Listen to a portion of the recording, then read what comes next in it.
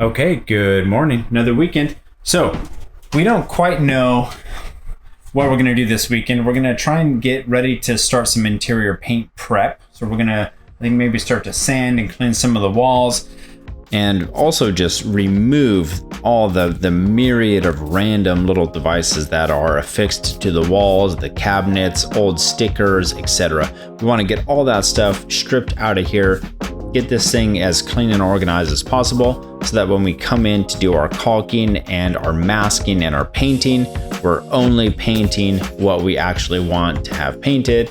It's gonna look fantastic. The other thing we want to do today is we want to start to trace out the existing electrical system. In a few episodes, you'll see we're actually planning to completely redo and build from scratch, actually, a new electrical system, but all of the distribution wiring, the 12-volt wiring that runs through all these cabinets, we want to trace this all out so that we know what circuit goes where. There's a bunch of stuff in here right now that we actually don't need in the future or don't want, and so we want to strip some of that out and really just, I think, try and simplify and clean this place up. As you can see, these cables, they run everywhere. They're buried inside these cabinets, so we've got to take apart some of these panels to get to them. So we're going to be going through and doing some of that. I think we finally decided that this bathroom vanity has got to go. We contemplated leaving it, kind of just repainting it, using it, etc. But ultimately, we didn't find that this was going to be very functional for us. The inside is really gross. So we are going to pull this thing out and ultimately just strip the bathroom down to kind of bare bones and start from scratch. We'll figure out some other kind of storage solution some point in the future. And finally, the last thing we need to do before we can start painting in here is we gotta vacate all this stuff. Look at all this stuff. One of the challenges has been finding somewhere to store all the parts and pieces and construction supplies, etc. We've got stuff in the house, in the garage, piled up in the RV, as you can see, shuffling stuff back and forth. It's been pretty inefficient, but we're making it work. We're gonna get all this stuff out of here, at least for the painting process, and maybe we can leave it out because it's so much nicer to work in here when there isn't so much clutter. All right, now let's head outside and we'll give you an update on how this all turned out.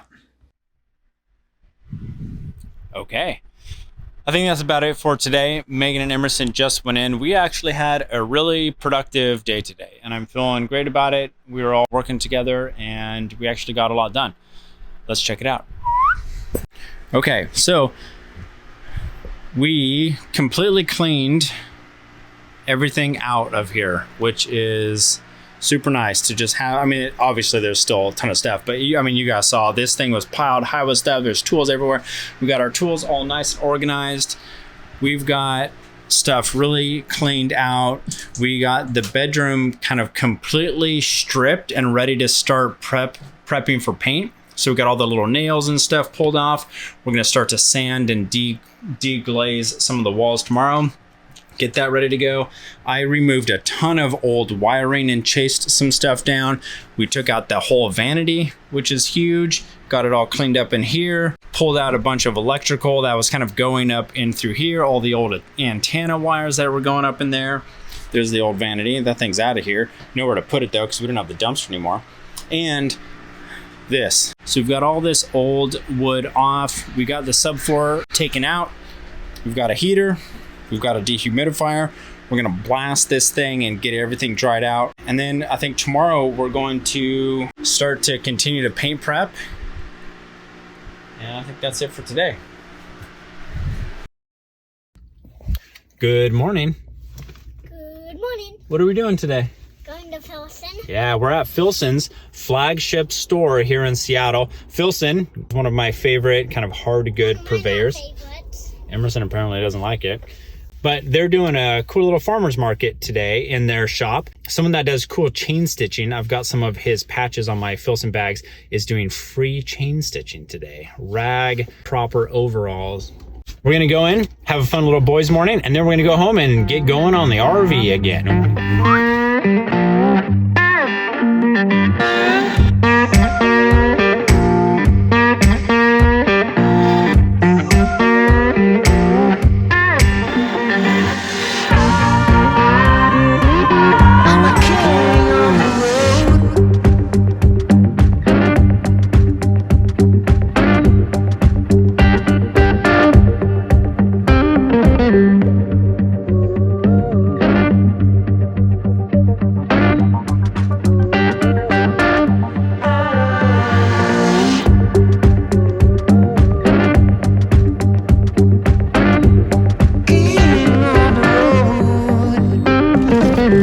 was a fun little morning, huh, Emer? Yeah. We got Emerson's initials stitched on my work bag. You know, because one day it's going to be his, huh? Yeah. Yeah. Check this out. Look at that. Huh? EGT. Looks pretty cool. I like this bag, and now it's got his initials on there. We had a fun time, huh, Amy? Also got some cool stuff here. Got this Roadrunner patch, which I think is, Made this? yeah, Abraham who did this, made that, and got something You don't for, mean Abraham the president. no, not Abraham Lincoln. Got this for my buddy Josh because this is totally his vibe. It's pretty cool. All right, so that was it for our morning. Boys Day, Boys Day successfully complete. Yes. Beep, beep, beep. Yeah, look, almost forgot. We also got Cosmic Crisp Kombucha. Let's give it a try. Very good. Nice. All right, we're back. We're back at the house. Amy and I just got done at Filson doing that cool chain stitching. That was kind of a fun boys' day. We're going to hit it. I'll run you through a few things that we're going to get done this morning. We're going to continue to paint prep and peel vinyl wallpaper, but one of the other things we want to do, what we have here, these void spaces here, I mean, it's kind of a funny thing, right? Like we showed you previously, that hole down there is just open to the road. Any water that gets kicked up when you're driving, all that moisture can just get in there. So that's a stupid design. Nimrods that built these things didn't fill that with anything. So we're going to fill it. We're going to fill it with Big Gap. Megan, I brought this home and Megan is like, oh my gosh, this is a bunch of men naming the products for this company. Great stuff. What should we call our company? How about just great stuff?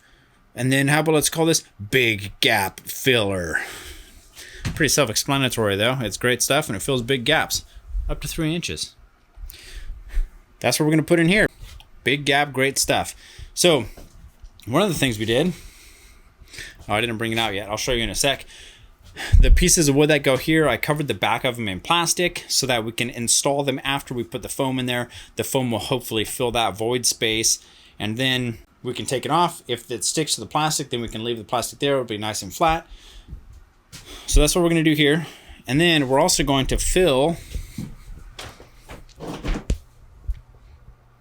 ding, that little toilet hole. Put some galvanized sheet metal on the underside. It's all Lexoled and sealed, and we got the Eterna Bond tape over it. But we're going to fill that with foam too. And then we're going to rubberize this whole floor area like we've been talking about. So that's cool. So that's it for now. This is project number 1. We'll see if we can get this started while Megan is attempting to encourage the little cub to come out and help us.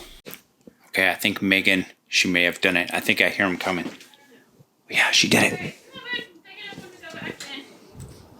She did it. She got him out. Oh, look, there he is. Look at him go. Whee! We're all ready. All right. Yeah. All ready. Look at that lunch she brought me. Is that your lunch? Yes. Oh. Man, okay. We've got a chair. We've got books. Mom's got her hydration station. My new book. Emerson's got his new book that he bought with his own money. Yes. Wow. We got food. Let's get her done, fam. Okay. All right. So we're going to jump into this foam thing that I described. This is the piece that we took off there.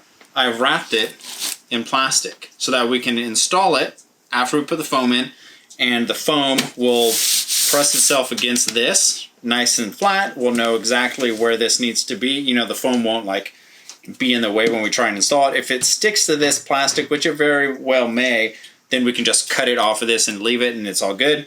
So I'm going to put some foam in there. We're going to screw this thing on and then we're going to let it expand and hope that it doesn't explode the side of the motorhome out with all the pressure.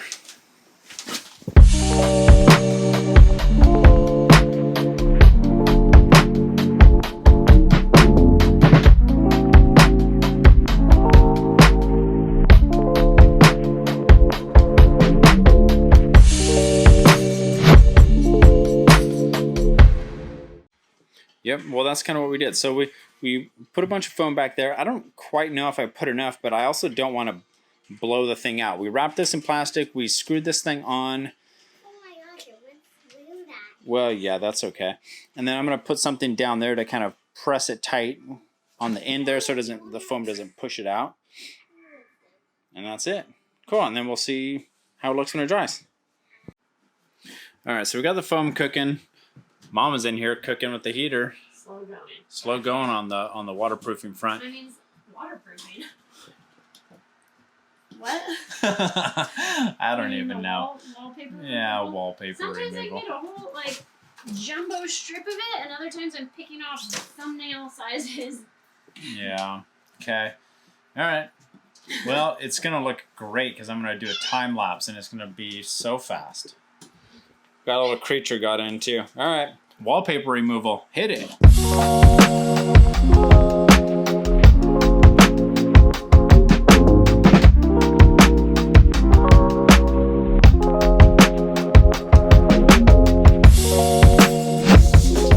Right. Look at this. I've got the whole wall done here. Yep. Last strip. Do it. Do it. So close. All right. All right, well, what we discovered is the best way to remove this, first of all, space heater. You crank that thing up and you point it at the area that you're trying to remove, and it really helps to soften the glue and for it to peel off much easier. I found that when I came out here and it was cold, the walls were cold, it just kept breaking off. So having the heater blowing directly on it really helps, peels off so much faster. The other thing was scoring it in strips. An inch, no thicker than like, I don't know, two inches or so. And that really helped out too, because then you can get it off in a nice clear strip. Otherwise it just tears wherever and you can't really keep it going for very far. So those are our tips for removing wallpaper. Right? Yeah, the heat gun, we tried the heat gun and that actually was too hot. It like melted the glue onto the wood. So yeah, Megan's right that just kind of having it at a good warm temperature seems to really make a difference. Got this little wall back here to do. I have done that. Yeah, Emerson's been working on that. And I think that's all the wallpaper that we're going to do.